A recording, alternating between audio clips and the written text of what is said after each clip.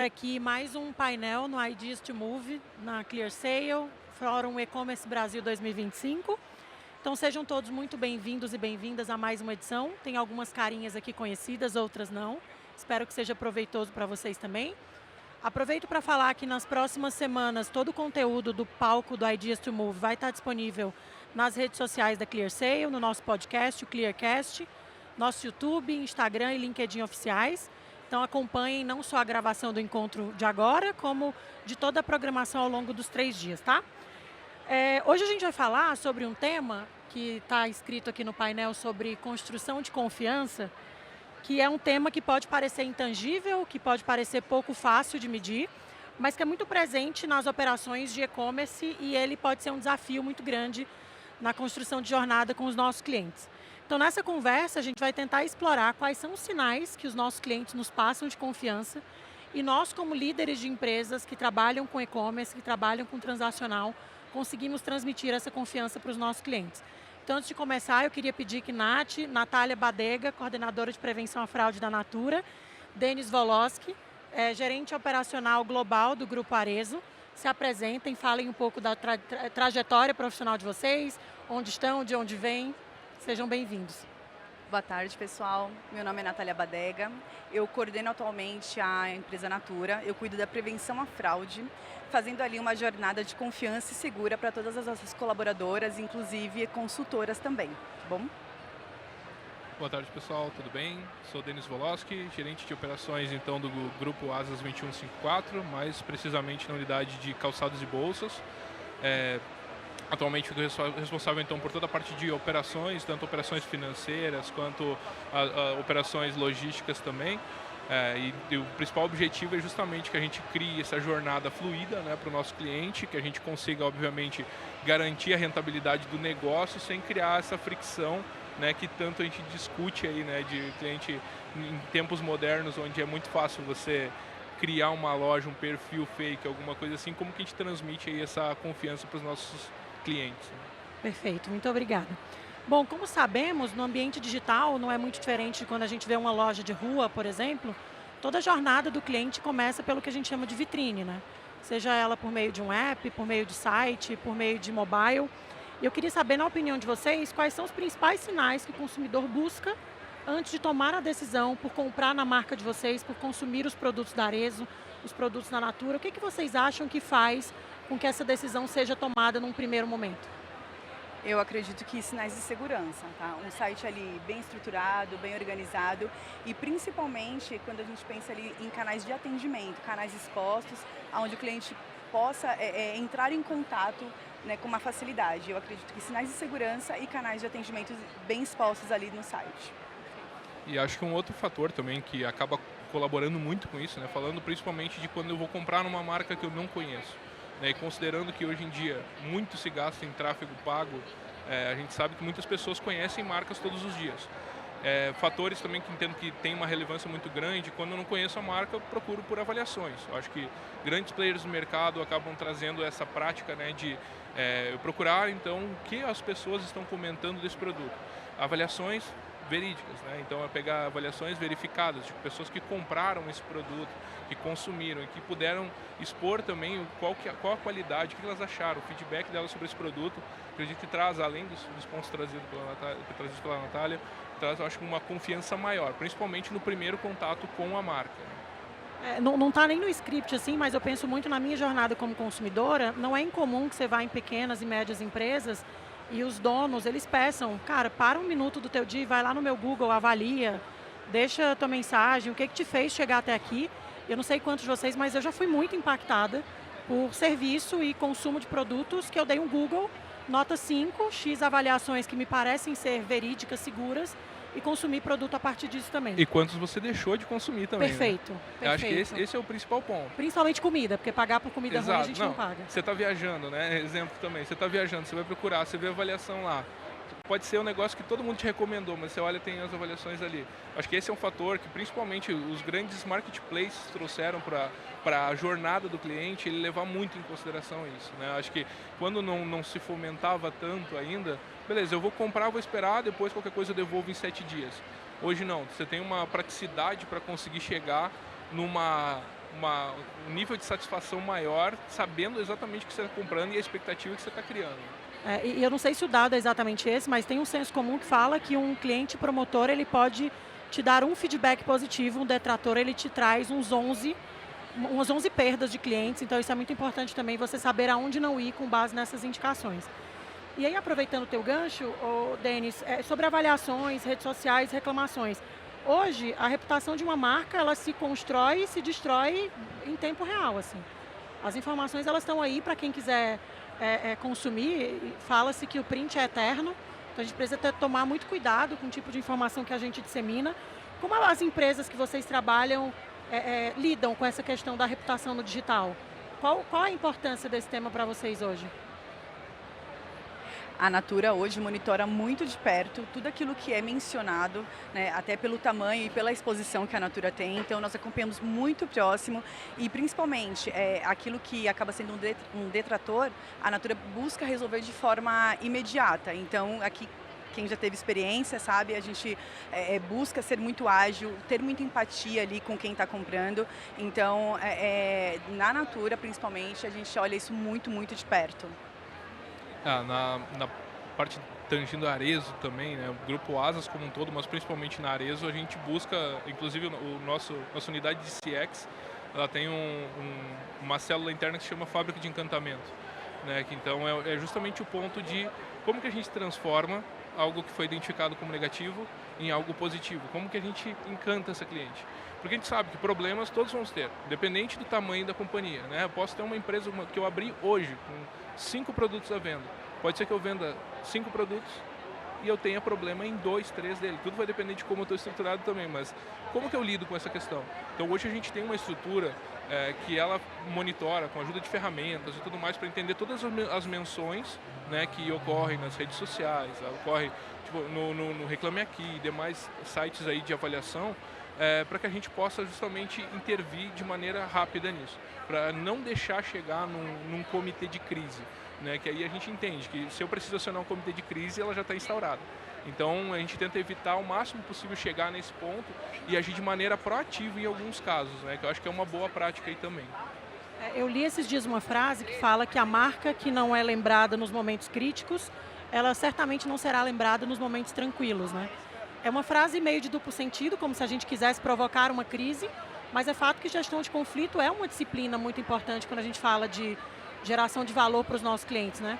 No mundo digital a gente vê assim, teve uma crise, fecha os comentários, faz uma nota de repúdio meio mais ou menos, não se posiciona porque a gente quer agradar todo mundo. Então, nesse sentido, saber lidar com essas crises e com esses clientes que são mais duros e que são mais críticos ao nosso negócio também é muito relevante, né? Se você puder compartilhar um caso, tá, que aconteceu na Operação Internacional.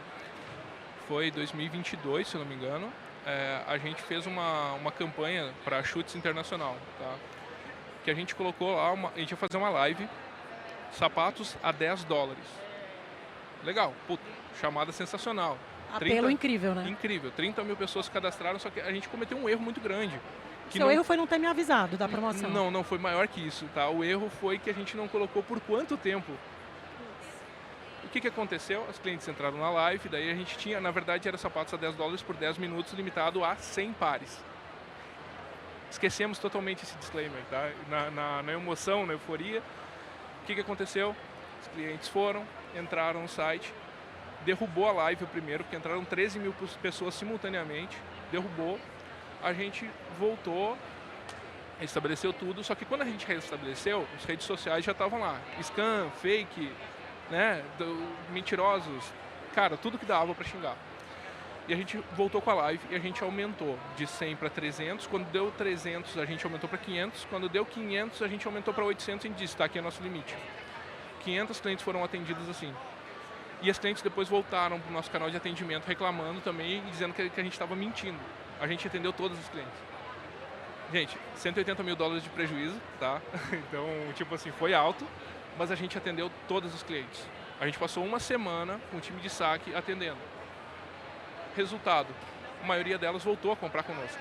Eu acho que esse é um grande ponto. A gente não está livre de errar, mas se a gente errar, como que a gente reage a isso de uma maneira rápida, né? O prejuízo financeiro de $180 mil, ele é um prejuízo superestimado, mas o prejuízo reputacional É enorme. Ele tem uma duração muito maior, né? Uma vez eu escutei um caso, acho que é do Nubank, a Cristina Junqueira falando que em algum momento eles recebiam muita reclamação de plástico descascando, que não funcionava. E seria muito cômodo para eles terceirizarem a culpa disso, porque não são eles que fabricam o plástico, né? E quando ela falou, cara, você é cliente do meu banco, eu que preciso assumir o risco do fornecedor que eu estou consumindo de baixa qualidade.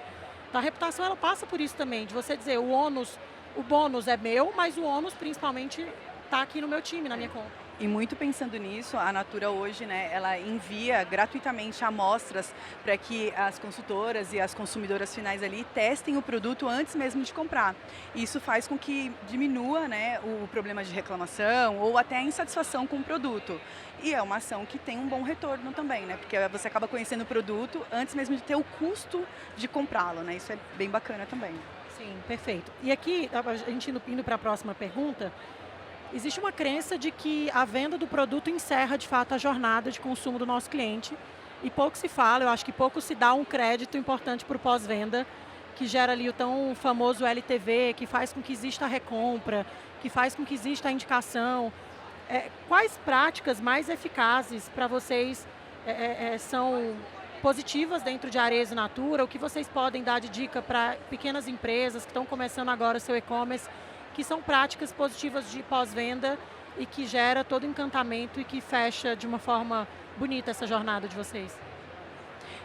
Eu acredito que o acompanhamento do pedido ali em tempo real, trazer atualizações para o consumidor, isso traz um encantamento, porque mostra uma preocupação e, para além disso, coloca o cliente no centro. Esse é o segredo, colocar o cliente no centro. Então, quando para o e-commerce menor, né, fazer esse acompanhamento mais próximo e até mais humanizado, traz essa sensação de cliente importante, cliente no centro e, se eu puder deixar, essa é a dica, né, deixar o cliente no centro do negócio. A gente está ainda evoluindo, sendo muito transparente com todos, a gente está evoluindo bastante ainda nessa frente, tem bastante para evoluir, mas o desenho que a gente tem é que justamente essa jornada, ela é muito maior. Ela é muito mais complexa em alguns pontos, só que não necessariamente ela é complicada, né? Então acho que esse é o principal ponto. Tantos meios de comunicação, e aí eu tenho exemplos, né, que eu brinco assim, às vezes está do lado da gente. Cara, o lugar que eu comprei um açaí me pediu um feedback depois por WhatsApp, me deu o status do pedido por WhatsApp, eu recebi tudo isso e aí eu disse... Simples, bem feito. Muito bem feito.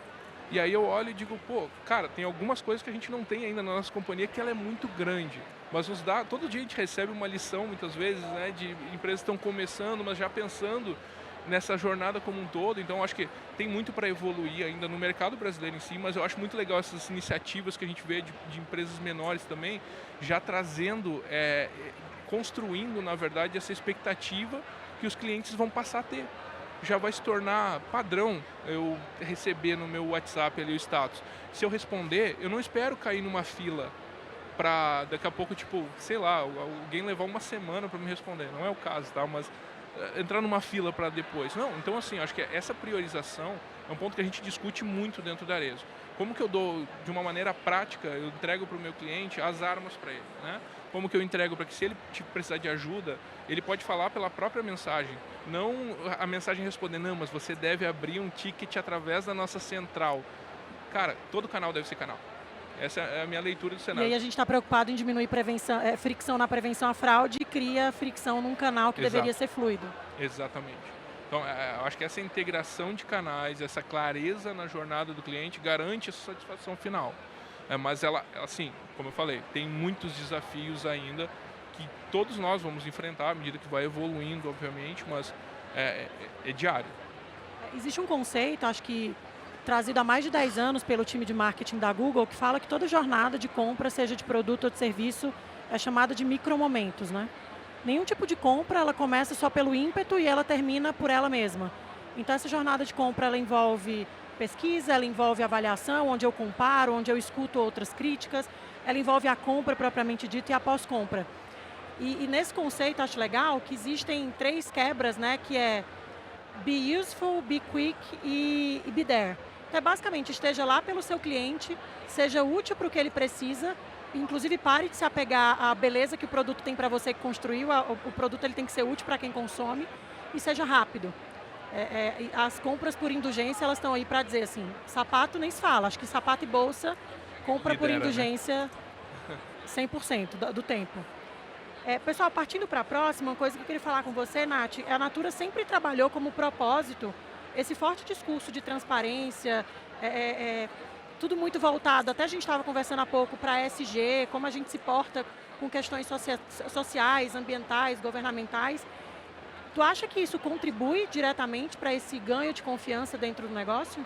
Totalmente, totalmente, porque quando a gente pensa em Natura, não tem como não associar com o meio ambiente, além de transparência, né? Isso é um pilar, inclusive, dentro da Natura. Então, sim, contribui e traz também a consciência para o consumidor final, né? E aí o consumidor passa também a aderir produtos que tenham aí essa linha de natureza, que evite o desgaste para o meio ambiente. Então, sim, a transparência e essa pegada Natura, né, de fazer tudo ali reciclável, traz muita confiança para o cliente final, sim. É muito legal, assim, o meu depoimento pessoal como cliente Natura, eu comecei a consumir Natura alguns anos atrás, quando eu comecei a pesquisar marcas que não testavam em animal. A gente despreza isso, isso é uma decisão, é estilo de vida. Pessoas veganas, por exemplo, elas não só não consomem comida, elas não usam couro, elas não usam produtos testados em animais. Isso vale para o contrário também. Até que ponto vale o batom da marca mais hypada, o creme, que não respeita o meio ambiente? Eu costumo muito olhar assim para o que vocês falam de insumo, de floresta amazônica, comunidades ribeirinhas. Isso é maravilhoso. Estava falando para o Denis lá atrás que eu tive na fábrica da Arezzo mês passado, em Campo Bom. Um frio danado para mim, que sou do Nordeste. Mas como é bonito você ver uma fábrica com tradições de vós, filhos e netos trabalhando na mesma planta. Preza-se pela formação superior dos teus colaboradores, dos teus filhos. Isso também é ESG, né, no final. Total. E aqui, certamente, alguém conhece, alguém que vem de Natura, tem uma memória afetiva com Natura, né? Certamente eu vou falar algo aqui que vai denunciar a idade aqui, mas quem não fez o cheirinho na revista, né? Tirou o plastiquinho e fez o cheirinho na revista. Isso traz uma memória. E sim, contribui totalmente com o meio ambiente. A Natura tudo isso que ouve-se falar, é uma realidade dentro da Natura também. E é muito bonito de se acompanhar e de estar ali presente, fazendo parte disso. Sim, para fechar essa questão de transparência, eu acho que uma comunicação clara, seja ela em que nível for, ela é um alívio para o cliente que está do outro lado. Inclusive para eu decidir se eu quero ou não consumir naquela empresa. É muito bacana para a gente conseguir. E é um pouco do desafio que a gente tem, né? Falando que a gente é muito conhecido pelo trabalho artesanal, do couro legítimo. De certa forma, a gente não tem muito como resolver essa questão. É o que é. Porém, a gente tem muitas iniciativas e em todo semestre a gente tem uma divulgação de resultados e como que a gente está também, porque a gente tem uma meta de ESG muito bem definida para a companhia, né? E aí com vários planos, várias ações ali listadas, e uma delas, por exemplo, é que a gente já conseguiu, que é está em 80%, se eu não me engano, do couro, sempre do couro rastreável. Então, tudo que chega, a gente está chegando próximo ali de ter 100% do couro rastreável já. Então, que minimamente você garante que veio de um ambiente, de certa forma, muito organizado dentro dos padrões, onde está tudo certo, né? Que não tem, ainda mais no mundo que a gente lida hoje de tantas falsificações também no mercado, né? Onde você encontra réplica de quase tudo. E como você vai saber se esse produto foi produzido dentro das condições, ele está usando ali uma logo que não é. Então, o compromisso da companhia é muito relacionado a isso também, não somente da questão do produto, mas como a gente estava conversando, tem várias iniciativas relacionadas ao desenvolvimento dos colaboradores, das comunidades, né? A gente tem fábrica em Uruburetama, né? Na Bahia, se eu não me engano, no Ceará, desculpa. Onde, foi muito legal. Eu estava conversando com a Natália, o pessoal a fábrica tinha quebrado lá, uma cidade com 20 mil pessoas, 1.200 pessoas trabalhavam nessa fábrica. Quebrou a cidade. E aí a Arezzo adquiriu essa fábrica e recontratou essas pessoas. Então, o pessoal fez uma roda de oração em volta da fábrica agradecendo, né? Por um movimento que, foi um movimento comercial em algum momento, mas teve todo um viés por trás de dar continuidade e desenvolvimento para essa região, né, falando que tem ali tipo 5% da comunidade ia ficar desempregada do dia para a noite, né? Sim. E indo para a próxima pauta, e trazendo um pouco para o core da ClearSale, além da confiança, quando a gente fala de prevenção à fraude, a gente sempre pensa como eu consigo fazer uma jornada fluida, uma jornada que não seja maléfica para o bom cliente, ao mesmo tempo que eu consigo controlar esse prejuízo e pegar de fato o fraudador, né? Num cenário ideal, a gente teria 100% de aprovações com SLAs imediatos e CBK zero. Esse é o sonho de todo mundo, mas a gente sabe que não é possível. O que para vocês faz sentido e como tornar essa jornada fluida pensando nesse cenário? Eu preciso proteger o bom cliente e preciso, de fato, ser mais assertivo pegando aquele cara mal e que está disseminando informação falsa e etc. Vazamento de dados. Eu estava em conversa com o Denis e a gente estava dizendo assim, né? Bem, o evento fraude, ele deveria ser um evento raro, né? Porque nós não deveríamos ter mais fraudadores do que bons clientes na jornada. Mas sabemos que, né, no mundo atual a gente tem muito fraudador, sim, e é um combate ali diário, porque o fraudador ele não atua somente em um formato que eu falo assim, olha, isso aqui eu acabo com a fraude. Não temos a bala de prata, então a gente tem que ficar ali o tempo todo se renovando, buscando o entendimento e principalmente entendendo o perfil do nosso cliente, porque o fraudador, ele tem uma similaridade com o perfil do cliente, mas ele não tem o mesmo perfil de bons clientes. Então é o acompanhamento e ali dia a dia fazendo testes dinâmicos, mudando a rota o tempo todo para a gente conseguir ali mitigar o risco da fraude. E a real vontade que a gente tem é contratar os fraudadores, né? Para trabalhar com a gente. Eles são muito criativos. São demais. E eu acho que isso é um desafio diário, né? Porque a gente, falando de negócio, a gente sempre acaba, de alguma forma, a resposta sempre a mais rápida é a gente bloquear.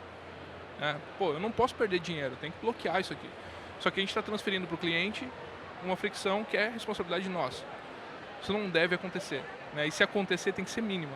Então, acho que esse equilíbrio para a gente conseguir segmentar, identificar o perfil correto para a gente começar a ir bloqueando. E não tem certo e errado nesse momento.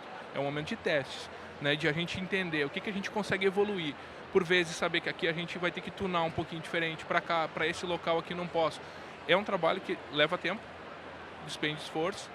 Né? Então, é complexo da gente chegar na equação perfeita. Né? E não sei se existe, sendo bem sincero. Eu acho que a gente sempre vai sofrer um pouco com isso. A gente tem que entender qual que é o nível que a gente quer sofrer e o quanto a gente perde de venda cada vez que a gente faz um ajuste também relacionado a isso. Então, não tem uma receita de bolo. Acho que para cada empresa, até falando das nossas marcas também, temos perfis diferentes de clientes. Clientes que consomem lá tem um ticket médio de 400, outros de 800, outros de R$200. O fraudador, ele também tem essa leitura, né? Por isso que eu digo, a gente tinha que contratar esses caras, né? Tinha que trazer para dentro de casa para trabalhar no time ali para fazer engenharia reversa. Mas encontrar esse equilíbrio, né? Acho que testando, chegando, entendendo até onde dá para a gente esticar ou não o filtro e entender quais ações, que aí vem o papel também de quem está do outro lado aqui. Quais ações a gente vai fazer? Vai bloquear? Vai botar uma segunda autenticação, vai botar algum outro fator que auxilie a gente a garantir a autenticidade dessa transação. E sem esquecer que nisso tudo mora a autofraude também, né? Exato. Eu posso ser um propenso bom cliente com dados positivos, com retornos confiáveis de biometria, de segundo fator de autenticação e cometer uma autofraude. E para além disso, né, Cris, o fraudador ele fica o tempo todo explorando a vulnerabilidade. Então, diferente do cliente, ele fica ali o tempo todo me testando, fazendo com que eu caia num falso positivo e infelizmente, né, não tem uma fórmula para dizer assim, olha, eu vou botar essa autenticação e daí aqui não tem mais fraude. E não tem, ele muda diariamente e esse é o grande desafio, a gente se renovar também ali diariamente e fazer um acompanhamento diário. Então, é um grande desafio, mas nos dias de hoje, ClearSale nos ajuda muito com isso também, né, com o nosso antifraude.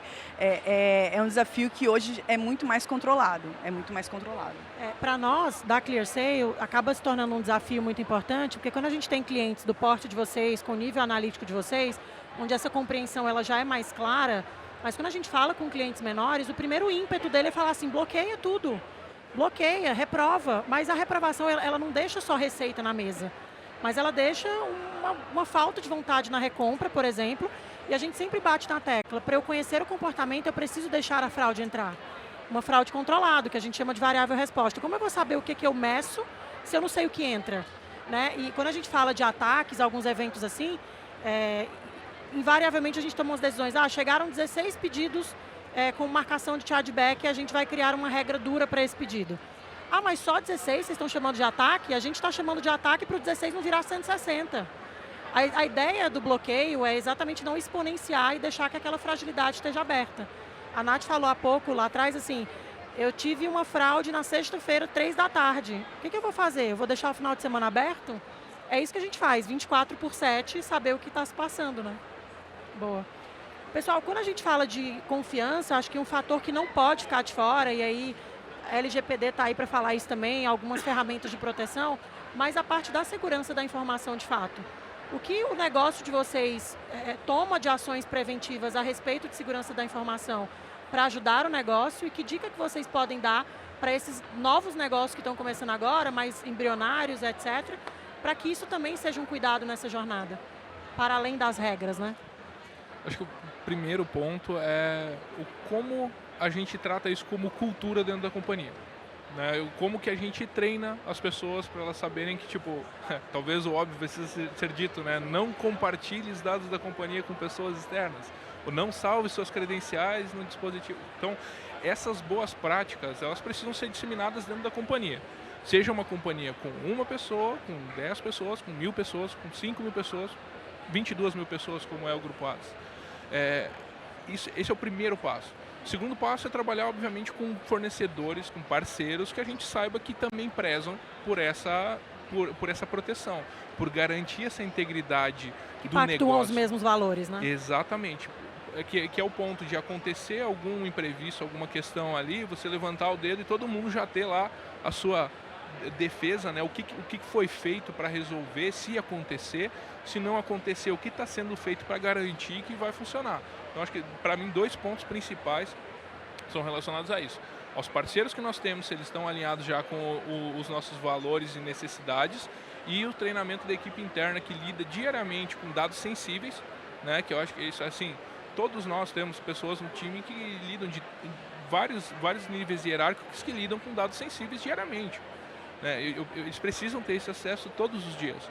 Agora, o que é feito, obviamente a gente cria os fluxos de trabalho, mas não é 100% garantido. Então a gente precisa, obviamente, ter uma conscientização e um treinamento muito assíduo para garantir evitar, na verdade, não dá garantir, não tem como, mas evitar que aconteçam problemas relacionados à situação. Perfeito. E assim, com tudo isso, ainda assim a gente pode ter o problema, né? A gente vê aí o tempo todo outros players que aconteceu, né? Vazou credenciais, vazou senhas, cartão de crédito é algo que a gente ouve com muita recorrência, né? Vazou BIN no mercado e realmente a gente usa todas as tecnologias possíveis, usa bastante a defensiva, mas ainda assim estamos sujeitos a acontecer. E aí a dica é exatamente o que o Denis falou, treinar o operacional, treinar as equipes, fazer todo dia lá fazer todo dia o evangelho lá, olha, você não pode compartilhar sua senha, você não pode pôr a mesma senha para todos os aplicativos.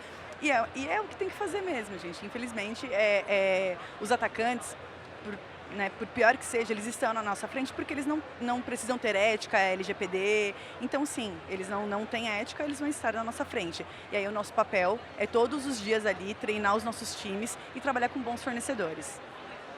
Pela natureza do nosso negócio, eu acho que nunca vai deixar de existir esses tipos de incidente, mas eu acho que uma coisa que acontece muito na ClearSale é que existe uma chamada dos clientes muito grande para falar, tá, o que aconteceu e por que aconteceu o que aconteceu e o que vocês vão fazer a respeito, né? Então, por exemplo, divulgações de RCA, análise de causa raiz, é algo muito solicitado.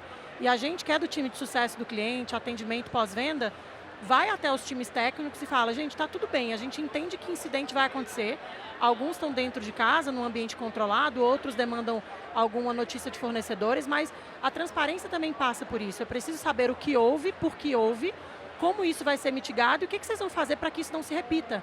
Né? É o velho errar rápido e errar diferente. Basicamente é um trabalho preventivo nesse ponto também.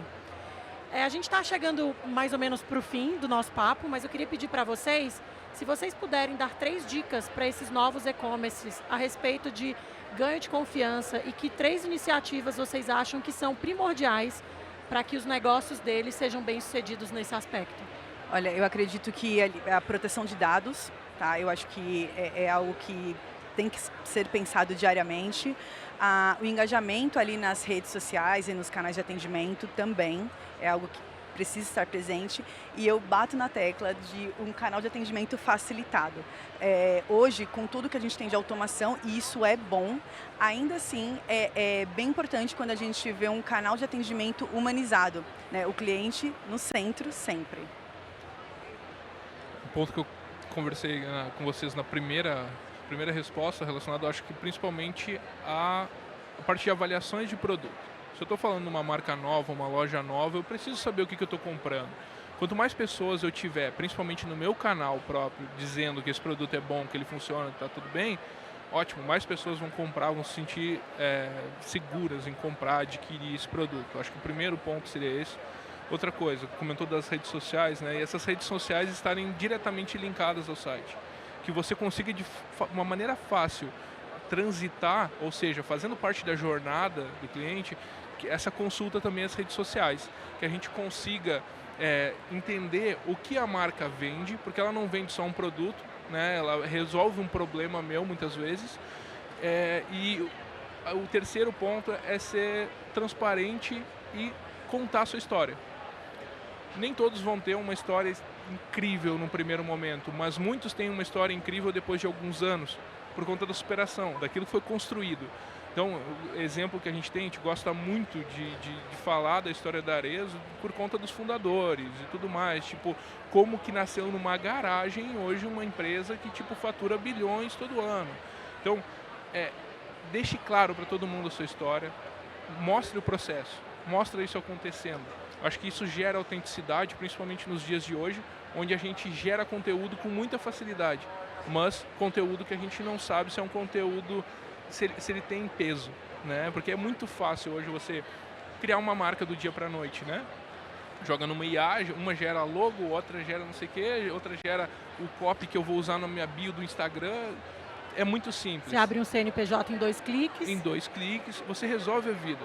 Só que tudo que está por trás disso para dar peso para essa marca, para fazer se tornar relevante, aí, meu amigo, isso é autenticidade. Então, quem está por trás dessa marca precisa comunicar isso de maneira clara. Perfeito. Pessoal, não sei para vocês, mas foi um bate-papo para mim muito rico, de muito aprendizado. Obrigada, Denis. Obrigada, Natália. Quero fazer, então, um reforço só de que todo o conteúdo dos 3 dias de evento do Fórum E-Commerce Brasil vai estar disponível nas redes da Clear nos próximos dias. Então, muito obrigada pela participação de todos também. E fiquem ligados que a gente vai ter mais painéis ainda hoje e amanhã. Contamos com a presença de todos. Muito obrigada.